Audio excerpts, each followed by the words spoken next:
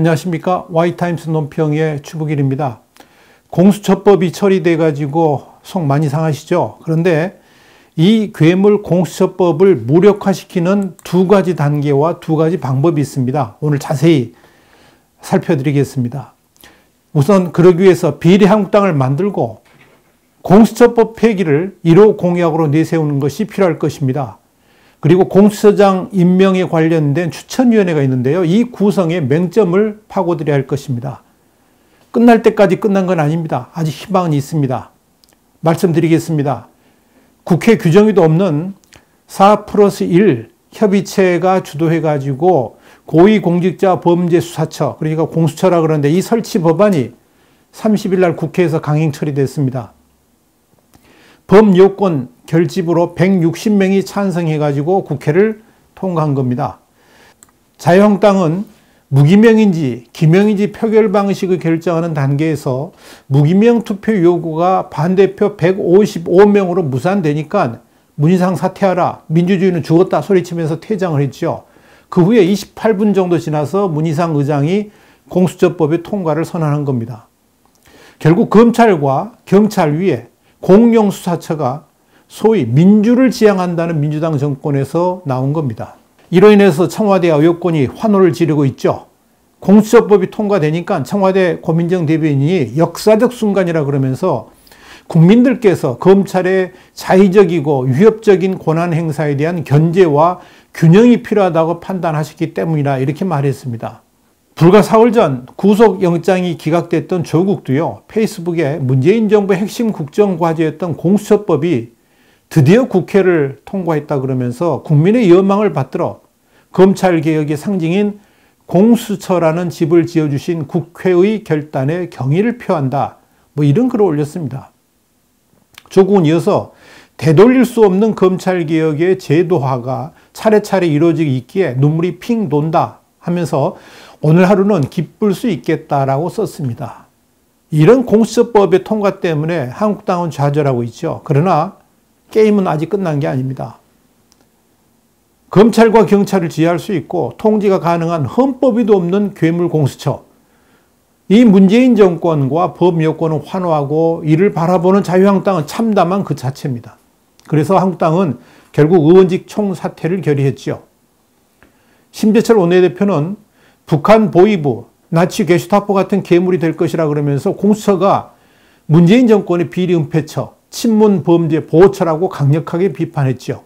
한국당은 유연히 분명한 공수처법에 대해서 즉각 헌법 소원을 낼 것이다. 그런 말도 했습니다.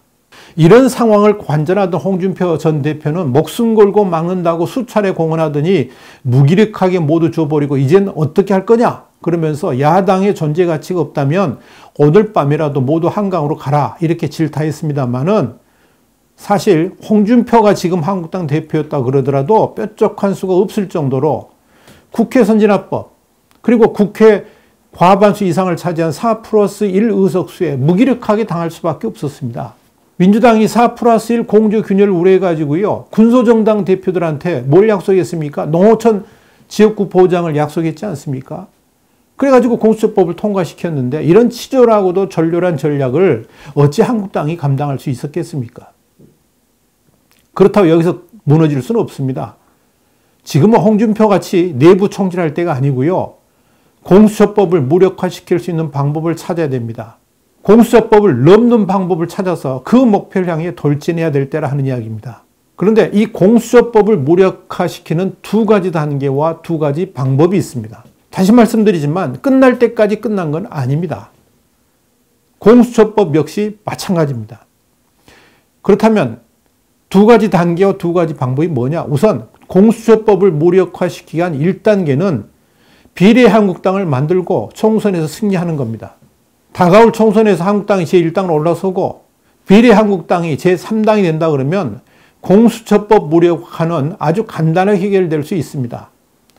최악의 상황을 가정하더라도 한국당 2당 그리고 비례한국당이 3당이 된다 하더라도 공수처법을 무력화시킬 수 있는 길이 열릴 수 있습니다. 그렇기 때문에 이번 총선에서 무조건 위성정당인 비례한국당을 만들어야 됩니다. 사실 연동형 비례대표제가 범여권이 전국을 장악하기 위해서 편법으로 만들어진 거죠. 그런데 이게 오히려 민주당 정권을 무너뜨리는 묘책이 될 수도 있습니다. 위기 속에서 오히려 기회를 만드는 역발상을 해보자는 거죠.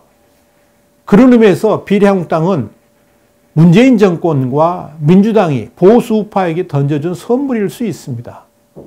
만약 비례한국당이 원내 제3정당이 된다 그러면 공수처법의 무력화는 물론이고 앞으로 문재인 정권을 레임덕을 만드는데 괴력을 발휘할 수 있습니다.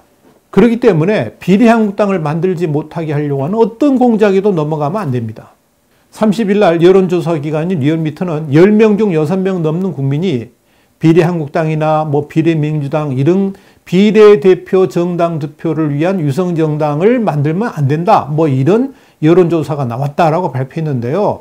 이런 조사 결과를 그대로 믿는 사람은 별로 없을 겁니다. 벌써 희한한 여론조사를 통해 가지고 여론 조작도 하고 정치 공작도 하려고 하는 민주당의 음모가 시작된 겁니다. 이런 사술에 한국당이 넘어가서는 안 된다는 겁니다. 두 번째는 한국당과 비례한국당 통합하지 말고요. 그대로 당을 유지하라는 겁니다. 일각에서는 총선 후에 한국당과 이 비례한국당을 통합해 가지고 강력한 정당으로 우뚝 서야 된다고 주장하기도 합니다만은 이건 잘못된 생각입니다. 사술에 능한 민주당을 이겨내려고 그러면 오히려 합당하지 않고 별개의 당으로 나가는 것이 훨씬 유리할 때가 많을 겁니다. 왜 그런가?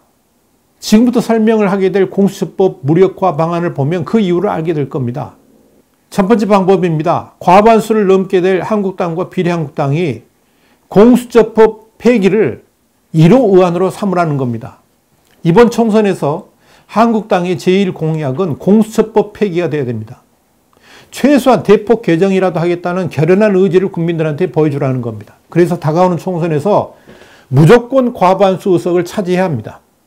한국당과 비례한국당이 과반수 의석을 차지하는 것을 목표로 두지만 최악의 경우에는 한국당 우호세력인 보수파 정당들까지 합쳐가지고 과반 의석을 차지할 수만 있다면 공수처법 폐기는 얼마든지 가능합니다. 폐기를 하지 않더라도 대폭 수정은 가능할 것입니다. 바로 그 임무를 21대 국회 개시 후에 제1의안으로 삼겠다고 국민들한테 약속하는 겁니다. 어떤 방법을 할 것이냐? 민주당이 이번에 패스트트랙에서 했던 그 방식 그대로 하면 됩니다. 그러면 가능합니다.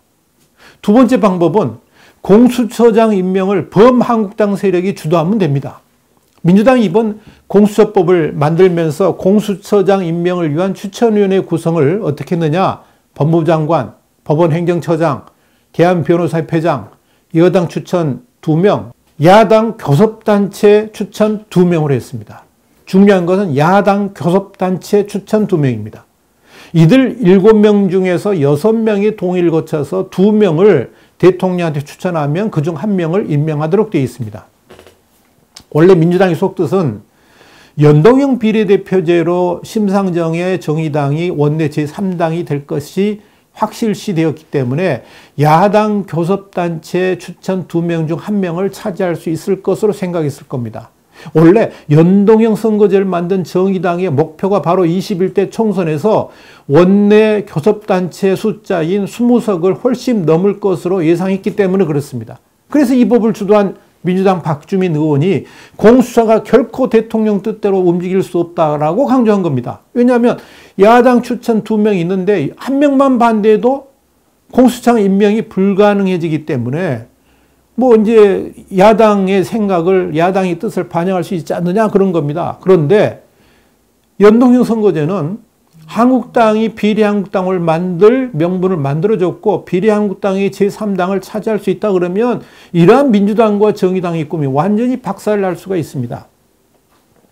비례한국당이 제3당이 된다면 공수처장 추천위원회 야당 몫을 한국당과 비례한국당이 가져오면 됩니다. 정의당 날아가는 거죠. 그렇게만 될 수 있다면 공수처장 임명을 민주당이 함부로 좌지우지 못하게 할 수 있습니다. 그러면 게임 끝납니다.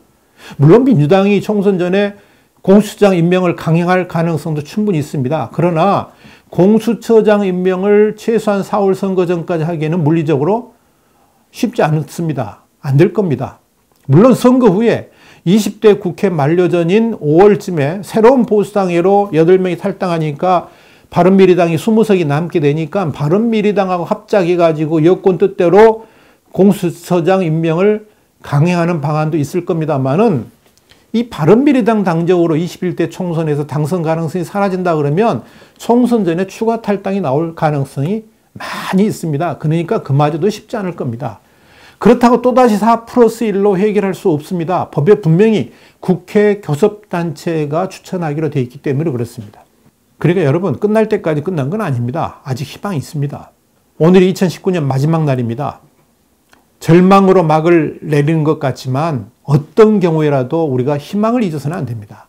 밤이 깊었다는 것은 그만큼 새벽이 가까워졌다는 것을 의미합니다. 한국당을 포함해가지고 보수파들은 공수처법이 통과되었다고 침울해할 필요 없습니다. 주저앉아 있지 말라는 겁니다. 그 무기력함은 30일 하루면 족하고 2019년에 날려보내면 됩니다. 2020년 새해는 더 강력한 전투우주로 새해를 맞이하라는 이야기입니다. 저들은 공수처법이 통과됐다고 의기양양하고 희낙락해 할지 모르겠지만 그렇다고 우리까지 의기소침해 할 필요는 없다는 겁니다. 우리에게는 또 다른 새벽이 다가오고 있습니다. 공수처법이 효력을 발생하려면 앞으로도 6달이 남았습니다. 법적으로 공수처법 출발이 7월 1일 이후 6개월 이내이기 때문에 그렇습니다. 얼마든지 시간은 있습니다. 공수처법으로 온 나라를 자신들의 선악에 놓고 마음대로 쥐락펴락할 수 있을 것으로 저들은 생각할지 모르겠지만 곳곳에 있는 빈틈들이 우리에게는 쥐구멍 같은 희망을 갖게 만듭니다. 또 하나, 희망이라면 앞으로 6개월 내에 문재인 정권의 치부를 윤석열 검찰이 다 밝히 드러내 보여주기를 바라는 겁니다. 수사하기에 6개월은 결코 짧은 시간이 아닙니다. 물론 추미애 법무부가 검찰 수사를 극력 방해할 겁니다만은 그럼에도 불구하고 윤석열 검찰의 기계를 기대해 볼 만하지 않겠습니까?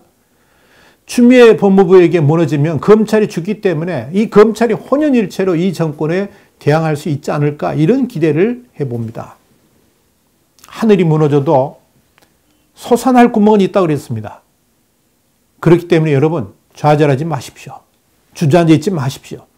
나라의 기본틀까지 강제로 변경하면서 무지막지한 힘을 과시하는 민주당.